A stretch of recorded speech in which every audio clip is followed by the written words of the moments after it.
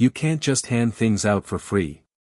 That sentence echoed in Grace's mind, sharp and loud, as her boss shot her a disapproving glare, all because she had offered a struggling veteran a hot cup of coffee. To her, it had felt like a small gesture. A moment of humanity. But the next morning, everything changed. Military vehicles appeared outside the diner in a tight row. Soldiers stepped inside with purpose in their eyes, asking for her by name. What had she gotten herself into? Would you have helped the veteran, knowing what came next? Drop your thoughts in the comments. The bell above the door gave its usual cheerful jingle, though it was quickly swallowed by the buzz of morning conversation. The smell of sizzling bacon mingled with the rich scent of fresh coffee, hanging in the air like a familiar comfort. Outside, a crisp chill clung to the early customers as they shuffled in from the cold. Grace smoothed her apron and tucked a loose strand of hair behind her ear, offering a weary but genuine smile to the row of truckers hunched over steaming plates. It was just another long day at Lou's Diner, a weathered little roadside joint barely keeping itself together. The kind of place where the coffee was strong, the stools wobbled, and the regulars knew each other by name. But here, kindness didn't come free, it came with a tip jar and a side of suspicion. Lou, her boss, was the kind of man who wore his scowl like part of his uniform, broad-shouldered, gruff, and utterly allergic to anything resembling generosity. "You want to play charity, Grace? Use your own paycheck," he'd mutter under his breath whenever she spent a little too long chatting with a lonely patron or quietly refilled someone's mug without charging. That morning, as she worked her rag in steady circles across the counter, Grace's eyes landed on a man sitting alone near the back of the diner. His posture was caved in, as though the world had pushed down hard on his shoulders. A once sturdy military jacket, now threadbare and stained, hung off his thin frame. His hands, calloused and trembling, fidgeted with a scattered pile of coins, organizing them into stacks, only to count them again and again. His brow was knotted in quiet frustration. She recognized that expression. Desperation. He let out a shaky breath, picked up a few nickels, paused, and glanced up toward the menu. Grace felt a pinch in her chest. He wasn't just passing time or counting from habit, he was doing the math. And the total didn't add up to even the cheapest thing on the board. Before her brain could chime in, her body moved. She reached for a clean mug, filled it to the top with coffee, and walked over to him. "Here you go, sir," she said softly, setting it in front of him. "It's on the house." The man's head snapped up. His eyes, pale blue and clouded with exhaustion, locked onto hers. He didn't speak at first. Then his lip trembled. "You have no idea what this means," he said, voice cracking beneath the weight of his words. Grace swallowed against the tightness in her throat, giving him a quiet, reassuring smile. Everyone deserves a warm cup of coffee. But just as that warmth began to settle in, a sharp voice cut clean through the air like glass shattering. "Grace!" She turned. Lou was standing near the kitchen pass-through, arms folded tightly, his glare hot enough to curdle cream. "We don't just give things away," he barked, loud enough for half the diner to hear. A few heads turned. The clinking of forks and knives went still. Grace stood frozen. Her face flushed with embarrassment as whispers rippled through the room. The veteran's fingers flexed around the cup, like he was about to slide it away and vanish into himself again. Grace clenched her fists. Drew in a breath. "It's one cup of coffee, Lou," she said, her voice calm but unshakable. Lou's nose flared. "That's not the issue. You start handing out free stuff, suddenly everyone's got a story and a reason." She held his gaze, steady and unflinching. "Maybe so," she said, "but today, this one matters." The silence between them stretched like a rubber band pulled too tight. Then, with an exasperated groan, Lou tossed his hands in the air. "Fine. But don't make a habit of it." He turned and stormed back toward the kitchen. Grace faced the veteran again. His grip on the coffee had firmed. "Thank you," he whispered once more. She just nodded. What she didn't know, what no one in that diner knew, was that this small, quiet act of kindness, this moment of standing her ground, was about to change everything. She had no way of knowing that the very next day, life would show up on her doorstep, loud, unannounced, and impossible to ignore. And it wouldn't be just another ordinary morning at Lou's diner. The breakfast rush was in full swing at Lou's, the small diner alive with clinking utensils and soft chatter. The aroma of frying bacon and freshly brewed coffee filled every corner, warm and familiar. Outside, the bite of autumn air trailed in with each opening of the door, along with the scuff of boots carrying in bits of leaves and roadside grit. Grace moved behind the counter, wiping it down with the ease of habit, though her thoughts were somewhere else entirely. Still lost in yesterday. She couldn't shake the image of the veteran holding his cup like it was something sacred, like it held more than just coffee. The way his voice had trembled when he told her, "You don't know what this means to me," echoed in her head. She found herself wondering if he'd had somewhere warm to sleep that night. Then, the bell above the door rang, a sound she usually didn't think twice about. But this time, she looked up. And there he was. Same coat, still worn and frayed. Same tired posture.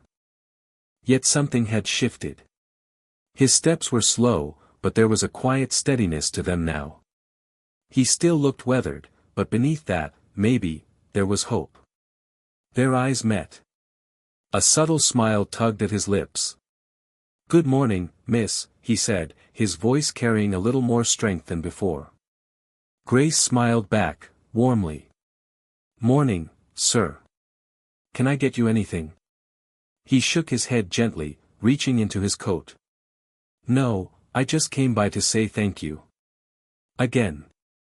Grace was about to wave it off, to tell him it was no big deal, but then he placed something on the counter between them. A small, aged military badge. The metal was dull, its shine faded by time, but the insignia remained clear and proud, a symbol of duty and sacrifice. "This is for you," he said. Grace paused, her fingers hovering above it. She didn't want to touch it, not right away. I can't accept this," she said softly. He chuckled under his breath and shook his head.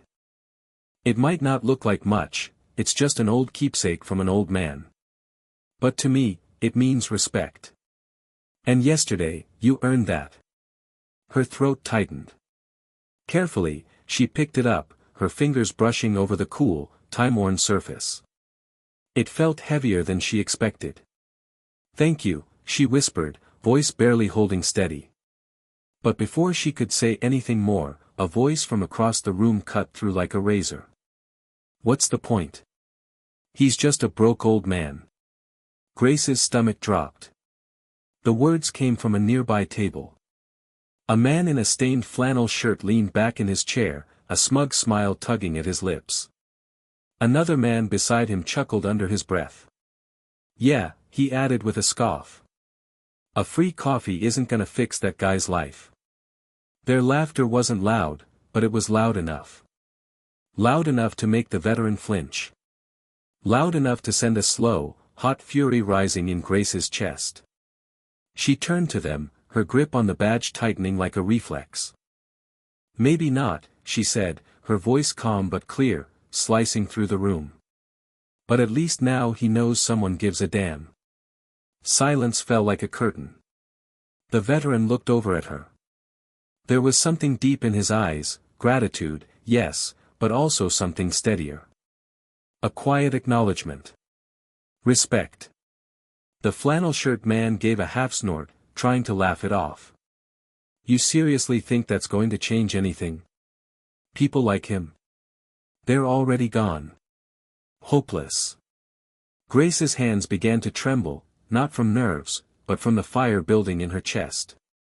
"People like him?" she echoed, her voice rising ever so slightly. "You mean the people who put on uniforms and risked their lives for the rest of us? The ones who gave everything and got nothing in return?" The man's smirk faded. "He's not a lost cause," she said, her voice firm. "But maybe you are." The diner went completely still. No one moved. No one spoke. Only the sound of a distant spatula hitting a griddle remained, sizzling faintly beneath the heavy hush that had fallen over the room. The man's cheeks flushed with embarrassment. His mouth opened like he had something to say, but no words came out. Then, from across the room, the sound of a chair sliding against the floor broke the silence. Grace turned toward it. A man she hadn't noticed before was rising from a booth in the far corner. He wore plain clothes, a simple jacket zipped to the top, and at first glance, there was nothing remarkable about him. But something about his presence, the quiet confidence in his stance, the way his eyes moved with quiet calculation, put her on edge. He wasn't just watching the scene unfold. He was analyzing it. His gaze shifted toward the veteran. He gave the smallest of nods, so subtle it was barely noticeable. And then, without uttering a word, the man laid a few bills on his table, picked up his coffee, and walked out into the morning light. Grace's heart picked up speed. Who was that? What had he seen? She turned to the veteran, hoping his expression might offer some kind of answer, but his face had changed. His lips were pressed tightly together, and his eyes had drifted somewhere far away. He knew something. "Sir?" she asked gently. The old man gave a slow shake of his head. "I should go." Grace wanted to reach out, to stop him, to ask what was wrong. But before she could, he adjusted his coat, pulled it a little tighter around himself, and stepped outside, disappearing into the chill. She remained standing at the counter, the weight of the moment still heavy around her, her fingers curled around the small, worn badge. The laughter from earlier had long since faded, replaced now by a tense, uneasy silence. The stranger was gone. The veteran was gone. But deep down, Grace could feel it, this wasn't the end. Not even close. That night, Grace turned the key in the diner's lock, watching as the last customer shuffled off into the dark. The neon sign buzzed faintly above her, flickering against the empty street like a dying ember. The cold had settled in. The wind was quiet, carrying with it the kind of stillness that made her pause at the doorway for just a second before heading home. The badge remained tucked inside her apron pocket, its presence a constant, weighty reminder of the man she'd met that morning. Her fingers found it easily, brushing over the cold metal, absent-mindedly tracing its shape as she walked. She kept wondering, should she have asked his name? Would she ever see him again? The streets were mostly deserted. A few headlights sliced through the night as cars passed by, their tires whispering over worn pavement. She pulled her coat tighter and picked up her pace, her thoughts drifting back to that moment, the look in his eyes when she handed him the coffee, and the way his hands trembled when he gave her the badge. When Grace finally stepped into the house, her mother was where she usually was, curled up in her favorite chair with an old book in her lap, glasses low on her nose. The television hummed quietly in the background, a muted news anchor barely audible beneath the steady ticking of the wall clock. "You're late," her mother said without looking up. "Long shift," Grace replied, dropping her bag on the counter and slipping off her apron. She paused for a beat, then reached into her pocket, her fingers curling around the object that had been on her mind all day. The cool touch of the badge against her skin made her hesitate. She stepped into the living room and held it out. "What do you think this is?" Her mother, Diane, glanced up casually, eyes flicking to the small object in Grace's hand. But as soon as she saw it, her face went pale. The book slipped from her lap and landed on the floor with a dull thud. "Where did you get that?" Her voice was sharp, urgent, nothing like her usual calm, measured tone. Grace blinked at her. It was a gift. From a customer. Before she could say anything else, Diane was on her feet. She took the badge from Grace's hand, turning it over again and again, inspecting it like she couldn't believe it was real. Her hands shook as she held it. "Grace," her voice dropped to a near whisper. "Do you have any idea what this is?" Grace furrowed her brow. "A military badge?" Diane shook her head, slowly, reverently. Not just any badge. That's a silver star.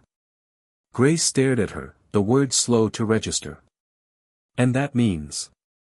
It means the man who gave it to you wasn't just some veteran, Diane said softly. He was a war hero. Suddenly, the room felt smaller. The air felt thicker. Grace swallowed. Then why was he? She couldn't finish the sentence. The word sat unspoken, homeless, forgotten. Diane let out a shaky breath, her eyes still on the badge, her grip firm like it might vanish if she let go. I don't know, she said. But if he chose to give this to you, it wasn't meaningless. It meant something. The truth hit Grace like a weight pressing deep into her chest. Heavy. Unshakable. She barely got any sleep that night. Her thoughts churned endlessly, a whirlwind of questions she couldn't seem to answer, no matter how many times she replayed everything in her head. Each time she shut her eyes, the veteran's face appeared, the quiet pain written across his features, the way his mouth had gone tight when those men at the diner laughed at him. She shifted under the covers, turning to stare at the ceiling. Thin lines of streetlight crept in through the blinds, casting pale streaks across the room. Why had he given her the badge? What was her mom really seeing when she looked at it? And why did it feel like something was building, something just around the corner? A sound stirred her from sleep before the sky had even begun to lighten. A low, distant rumble. At first, it felt like part of a dream, something muffled and surreal. The steady growl of engines rolling slowly down her street. The crunch of thick tires grinding against cold asphalt. Then came the footsteps. Heavy. Measured. Dozens of them, moving in perfect rhythm. Grace's eyes flew open. She shot upright in bed, her heartbeat thundering in her ears. The room around her was cloaked in shadow, the darkness interrupted only by faint, shifting shapes on the wall. She turned toward the window, heart racing, and gently pulled back the curtain just enough to peek outside. And there it was. A full convoy. Not a few vehicles, a fleet of dark green military Humvees stretching down the block like something out of a movie. They were parked directly outside Lou's diner. Soldiers moved between them with focus and precision, scanning the area like they were on a mission. Their expressions unreadable beneath the brims of their caps. Grace's breath caught. And then she saw him. The man from the diner. The quiet stranger who had been sitting in the back corner. The one who had nodded to the veteran before vanishing without a word. Now he stood near the lead vehicle, deep in conversation with an officer in uniform. His stance was solid, composed. His face, stone still. Then he looked up. Like he felt her eyes on him. His gaze locked onto hers through the window, sharp, steady, and unwavering. Her lungs tightened. This wasn't random. They weren't just passing through. They were here because of her. And because of the man she had helped. But, why? Almost without thinking, her hand reached for the badge sitting on the nightstand. The metal was no longer cold, it had warmed from being tucked beneath her pillow all night. And somehow, that warmth made it feel heavier now. More significant. Something was coming. She could feel it. The engines outside kept humming, a steady, low vibration that seemed to shake the quiet morning itself. Grace gripped the window sill, staring down at the scene unfolding below. The rising sun was casting long shadows across the vehicles, turning them into dark silhouettes against the light. Her stomach twisted into knots. This wasn't some routine patrol. Something was happening. Her eyes found the stranger again. Still talking to the officer. Still at the center of it all. And then, just like before, he turned. Met her eyes again. Her heart slammed in her chest. That's when it happened. A knock at the door. Sharp. Firm. Official. She jumped back from the window, breath quickening. Her fingers instinctively reached for the silver star badge, gripping it tightly. The warmth of it seemed to pulse in her hand like it was alive, like it knew. Another knock followed. This time louder. More urgent. She didn't want to move. But her feet were already in motion, pulling her forward even as her mind reeled. Her breath was shaky. Her steps uncertain. But she walked toward the door. Because somehow, she already knew this moment was the one everything had been building toward. Her mother stood frozen in the hallway, eyes wide, her face etched with fear and confusion. "Grace," she said, her voice tight with worry. "What's happening?" "I don't know," Grace replied honestly. Her hand hovered over the doorknob, fingers trembling slightly before she finally turned it. The door creaked open. Standing on the porch was a tall man in full military uniform. His face carried the weight of time and command, deep lines carved by experience, eyes calm but unreadable. Flanking him were two younger soldiers, stiff-backed and silent, standing at rigid attention.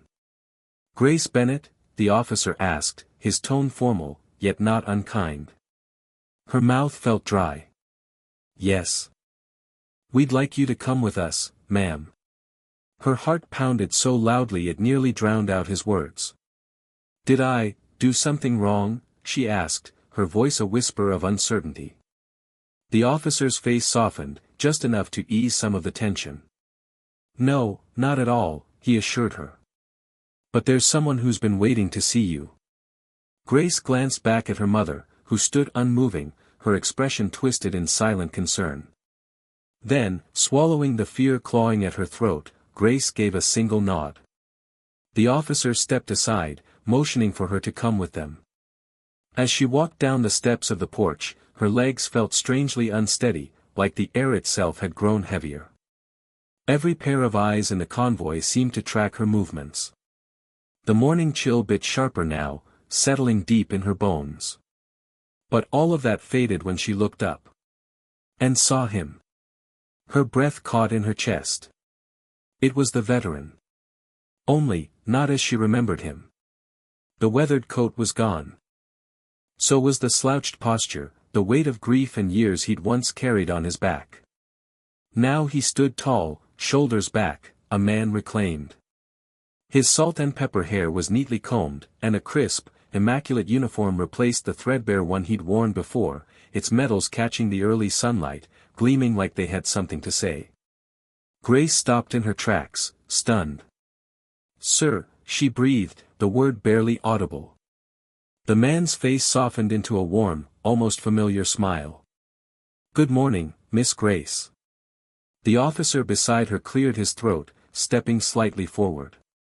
"Miss Bennett," he said formally, "allow me to introduce you to Colonel James Holloway, highly decorated war hero, and former commanding officer of the 22nd Infantry Division."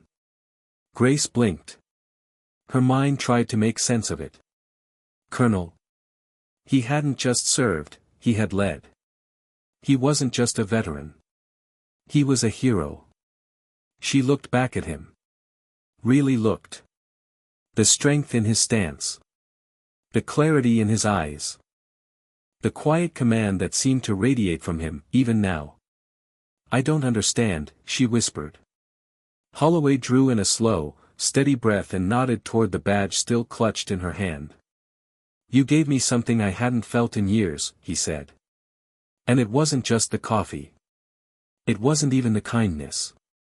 Their eyes met, and his voice softened, but didn't waver. "You gave me back my dignity." Grace felt her throat tighten. She couldn't speak. Colonel Holloway turned toward the soldiers lined up behind him. "These men," he said, his voice carrying down the street, "they're more than comrades. They're my brothers. We've fought side by side. We've bled, lost, and survived together. And after my wife passed, I stepped away. I shut the world out. I convinced myself it didn't need me anymore." Then his gaze shifted back to her, clear, steady, filled with something deep and unguarded. "But you reminded me it did." A lump rose in Grace's throat, too large to swallow down. From the line of soldiers, One stepped forward and raised a salute toward Holloway, sharp, full of reverence. Then another. And another. One by one, they raised their hands in solemn salute. The sound of silence in the street was louder than any applause. They weren't just honoring their commander. They were honoring the man she had seen when no one else did. Grace felt her chest tighten. This wasn't just a salute to a superior officer. They were honoring someone they believed they had lost. A man who had once disappeared into the silence of grief. And somehow, through a simple act of kindness, she had helped bring him back. Colonel Holloway turned to the officer standing beside him. "Lieutenant," he said. The man nodded and reached inside his coat, retrieving a small velvet box. He handed it to Holloway with quiet reverence. Holloway turned back to Grace, the box resting in his hands like something sacred. "For your kindness," he said, his voice low and thick with emotion, "for recognizing a man when the world saw only a shadow, and for reminding all of us what true respect really means." He opened the lid. Inside, cushioned against deep navy fabric, was a Medal of Honor. Grace let out a soft gasp. "This," Holloway continued, "is a civilian commendation. A rare one. Because we don't forget the ones who serve, and we especially don't forget the ones who choose to see them." Her fingers trembled as she reached out. The metal shimmered slightly in the light, and her breath caught in her throat. She looked up at him, overwhelmed. I don't deserve this," she said, her voice barely more than a whisper. Holloway gave her a knowing smile. "Yes, Grace," he said gently. "You do." Her vision blurred with tears she hadn't yet let fall. Behind them, the line of soldiers raised their hands in another salute, each one sharp, unwavering, full of purpose. And for the first time in a very long time, something shifted inside Grace. The weight she'd carried, the struggle, the doubt, it lifted just a little. There was meaning here. Recognition. A quiet kind of justice. Something had been made right. She turned back to Holloway, heart pounding in her chest.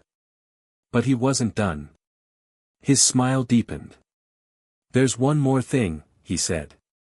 "A surprise." The weight of the medal in her hands was unlike anything she'd ever felt before. It wasn't just metal and ribbon, it wasn't decoration. It was a symbol. A truth. A reminder that even the smallest act could ripple out and touch something far greater than she ever imagined. The morning light kissed its polished surface, catching along its curves, and for just a second, Grace forgot how to breathe. Holloway stood quietly in front of her, his spine straight and proud, but his eyes gentle, watching her reaction with quiet grace. The soldiers behind him didn't move, their discipline a quiet monument to the man they followed. Grace swallowed hard, trying to find steady ground beneath all the emotion flooding her chest. But the lump in her throat refused to budge. Then, Holloway reached into his coat pocket once more and pulled out a crisp, white envelope. "This," he said, holding it out to her, "is also for you." Grace hesitated before taking it. The envelope felt thick, important. Heavy in a different way. She looked at him, her voice uncertain. "What is it?" He simply nodded toward the envelope. "Go ahead. Open it." Her hands were shaking as she broke the seal and unfolded the paper inside. Then she froze. It was a check. Her eyes darted to the numbers, then back again, like she couldn't quite believe them. Her heart stuttered. This can't be real," she whispered. Holloway chuckled softly, his voice warm. "It's real, Grace." She stared at the top of the page, reading the words aloud in her head. "Awarded on behalf of the Veterans Assistance Fund." The number below was enough to cover everything: college tuition, books, housing, meals. It wasn't just money. It was a door. A door to the future she had long tucked away in the corners of her heart. Tears pooled in her eyes. I don't understand," she said, voice breaking as she looked up. Holloway's expression softened. There are people out there who support veterans, he said, and also the people who stand with us. When I told them what you did, how you treated me, they knew it deserved something in return.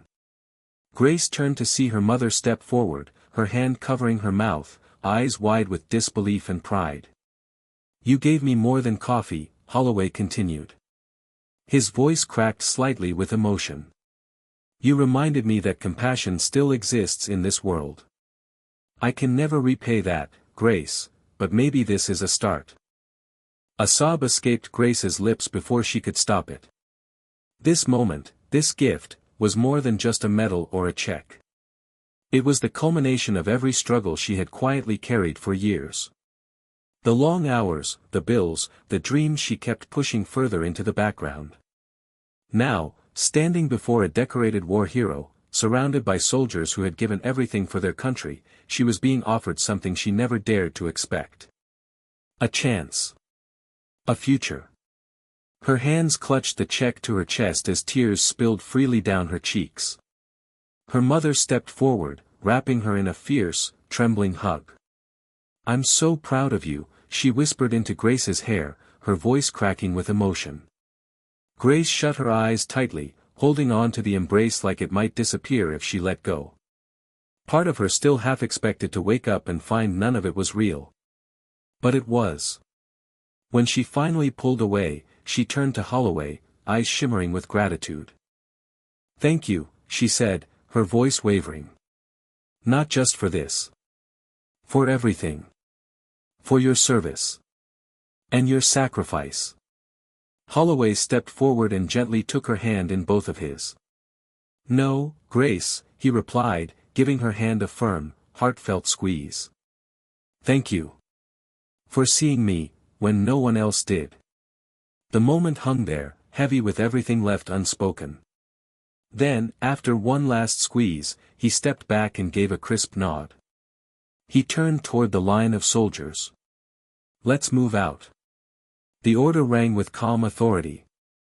In perfect unison, the soldiers turned and began filing back into their vehicles, boots thudding in rhythm against the pavement. One by one, the Humvees roared to life, their engines growling low beneath the morning sky. Grace stood still, watching every movement, her breath caught in her chest. Colonel Holloway climbed into the lead vehicle. Just before the door shut, he turned back to her, held her gaze, and raised his hand in a final salute. She returned it, her hand trembling but firm. And then, just like that, they were gone. The convoy rolled away, kicking up dust behind it as it disappeared down the quiet street. The world seemed to go still again, like it was holding its breath. Grace stood there for a long time, staring after them. The check was still pressed tightly against her chest, her fingers curled protectively around the edges. Her life had changed. In a single morning. From a single choice. She hadn't just poured a cup of coffee that day. She had made a difference. And somehow, that difference had found its way back to her. Would you have done what Grace did? Tell us in the comments below. In a world that moves fast and often looks the other way, it's easy to miss the quiet battles being fought all around us. We pass people every day, at the gas station, the checkout line, a coffee shop, never realizing the weight they might be carrying.